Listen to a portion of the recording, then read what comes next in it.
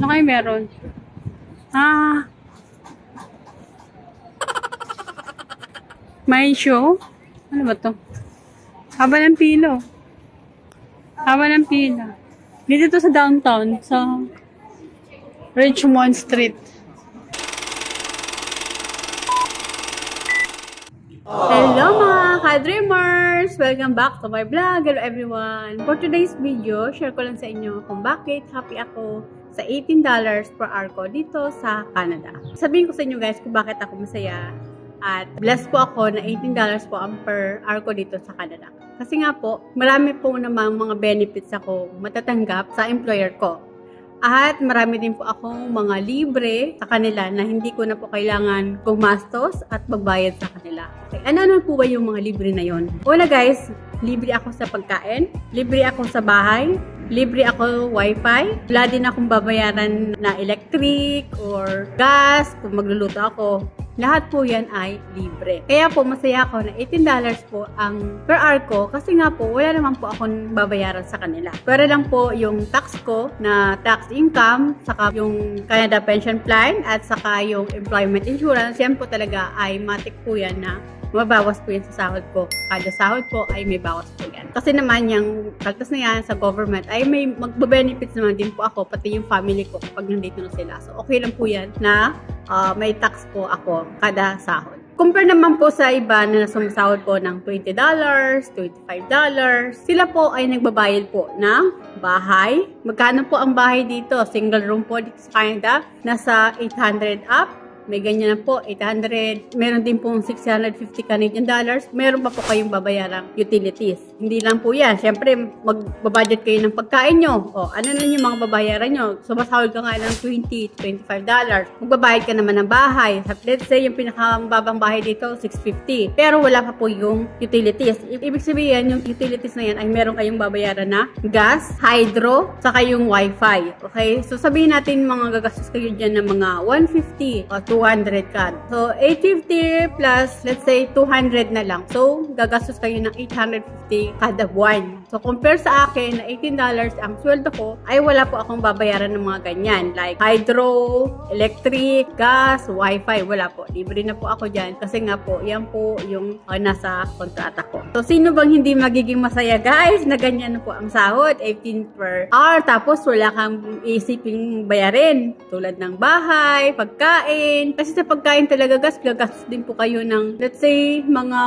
pag single, siguro mga 100 to 150. O, let's say na lang 100 per week. O, so, per month, so, 4 na beses kayong mag-shopping ng pagkain nyo. So, gagastos din kayo ng mga 400. Pagkain lang yan. Eh, yung mga personal hygiene nyo pa, yung mga personal na kailangan nyo. So, malaki din ang gagastosin nila kapag sila ay sumasahod ng $20 to $25 without free house, without free food. Okay? So, talagang napaka-bless ko na ako po ay tumatanggap ng $18 per hour na wala na po ako isipin na bayarin. So, wala akong stress kada buwan na babayaran. Yung mga employer ko naman ay okay lang naman po sa kanila kung ano po yung pagkain nila ay pagkain ko din po. Lahat po ng pagkain na nakastock sa bahay, sa pantry, sa refrigerator, lahat po yun ay pwede ko pong kainin. Wala pong restriction sa pagkain ko. Ano lang dapat ang kainin ko. Napaka-bless ko po kasi po maluwag po sila sa pagkain na yun po ang pinaka-importante na pagkain sa araw-araw. Kahit ilang beses ako kumain ay wala pong problema.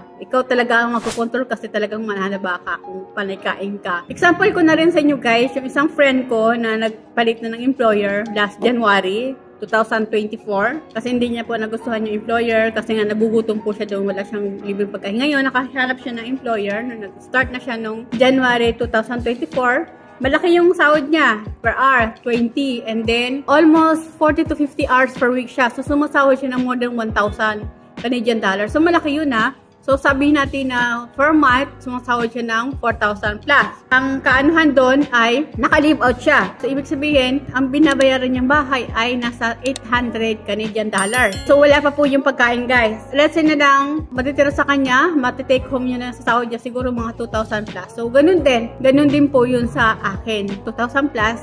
Compare sa kanya, 2,000 plus din. Sumasahod nga siya na malaki, pero marami naman po siyang binabayaran. Pagkain niya, nagbabudget daw siya ng pagkain niya ng 300 per month kasi tinitipid niya talaga yon. And then, nagbabayad din po siya ng wifi. Budget din po siya ng for transportation. So, malaki din po yung gastos niya. So, compare nga po sa akin, 18 Canadian dollars per hour, compare sa friend ko na 20 Canadian dollars na nag-work po siya ng 40 to 50 hours, ay malaki din po yung kaltas. So, napaka-bless ko na rin kasi nga, wala pa akong binabayaran. So, iba-iba po yung sitwasyon guys dito sa Canada. Depende po yan sa employer kung ililibre kayo ng pagkain sa kabahay. So, kaya ang karamihan po ng mga caregivers dito ay mas pinipili nila na mag-stay in na lang or live-in sa mga employer nila. Makatipid sila kahit papano. Yung iba na mga naka-live-in o nagbabayad sila ng maliit lang bayad sa bahay. And then yung iba naman, kinakausap na lang yung employer na kahit magbayad sila ng maliit sa bahay tapos ilibre na lang sila ng pagkain. So, iba-iba talaga guys yung sitwasyon namin dito sa Canada. Hindi po pare-parehas. Hindi din po pare-pareho po yung patakaran ng mga employer. Swerte yan na lang po na makakuha tayo ng working hours na 40 plus.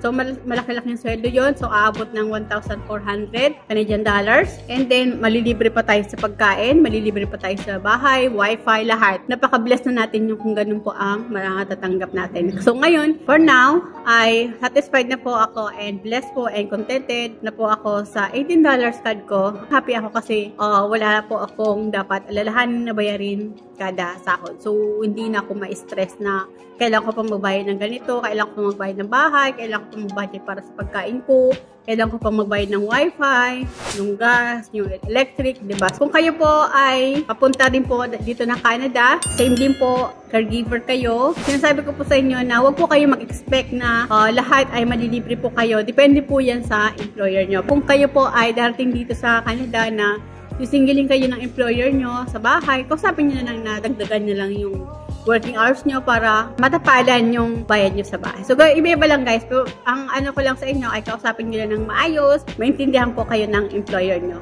At kung hindi naman po papayag yung employer, talagang magtitiis na lang po talaga tayo. Hindi naman po tayo pang matagalan sa mga employer natin. Lahat naman tayo ay may mga target na goal. Tulad ko, pangarap ko na makapag-apply ako ng permanent residence. Kasi pag permanent residence na po tayo, ay makakapili na po tayo ng trabaho. Kahit ilang trabaho na po ang pasukin natin ay wala akong problema. So, makakaipon at makakabili na rin tayo ng bahay in the future. So, ngayon, for the meantime, ay tiis muna kung ano po yung sahod natin sa umpisa. Okay? Umpisa lang po yan. Isipin nyo lang na hindi naman po tayo pang matagalan. So, guys, if you find my video helpful, please pakisubscribe naman po and do like and share na rin po. Kung gusto nyo po yung mga video ko at nakakatulong po sa inyo, please pakiclick naman po yung bell notification para ma-notify po sa mga bago kong video. So, thank you po. Thank you for watching. Bye. God bless us all.